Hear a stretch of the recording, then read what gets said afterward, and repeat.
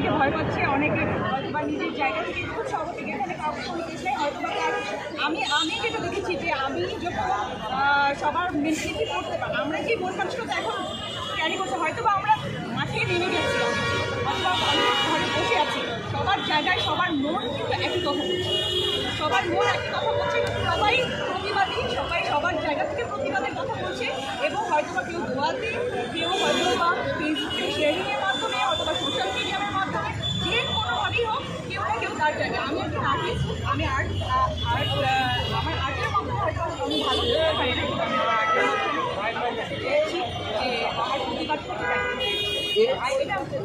এই সংকট কীভাবে কাটবে মনে করেন? এই যে সংকটটা, এই সংকটটা কীভাবে কাটবে মনে করেন আপনি? এই সংকট আমি জানি না কীভাবে কাটবে, আমি কোনো যুদ্ধ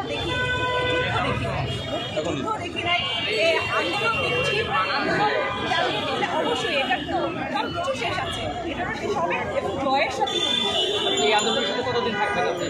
আমি আন্দোলনের সাথে আরও দুদিন আগে থেকেই মেন্টালি জড়িত, আজকেও আমি জড়িত এবং থাকবো শেষ পর্যন্ত। এই আন্দোলনের জন্য কি বাইরে দেখতে পারি? আন্দোলনের জন্য আমি বাইরে দেখি না, আমি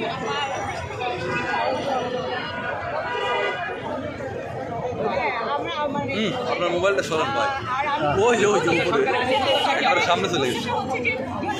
যাই সরি, তো আমার মনে হয় যে সরি বললে কেউ কখনো ছোটো হয় না, সরি বললে কেউ কোনো দিকে ভাবমূর্তি নষ্ট হবে না, বরঞ্চ সরি বললে অনেক বড় নিজেকে বড় হিসেবে প্রকাশ করা যায়। আমার মনে হয় যে যে যা চায় আমার মতে তা দিয়ে দেওয়া উচিত এবং সেটা মেনে নেওয়া উচিত, এটা আমারও কাম্য। প্রত্যেকটা ঘরে ঘরে প্রত্যেকটা মানুষের মনটা কাম্য, হয়তো কেউ মুখে বলতে পারে না, কেউ হয়তো শেষ করেন ভাই। এমন মনে করছেন কিনা যে সরকার কথা বলে শেষ করবো, সমাধান হয়ে যাবে? সমাধান নাই।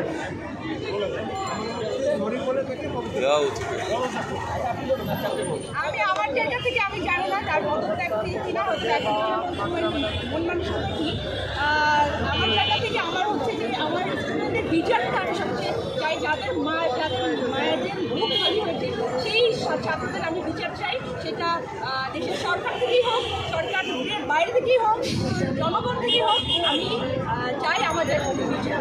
যদি বিচারটা সুস্থ না হয়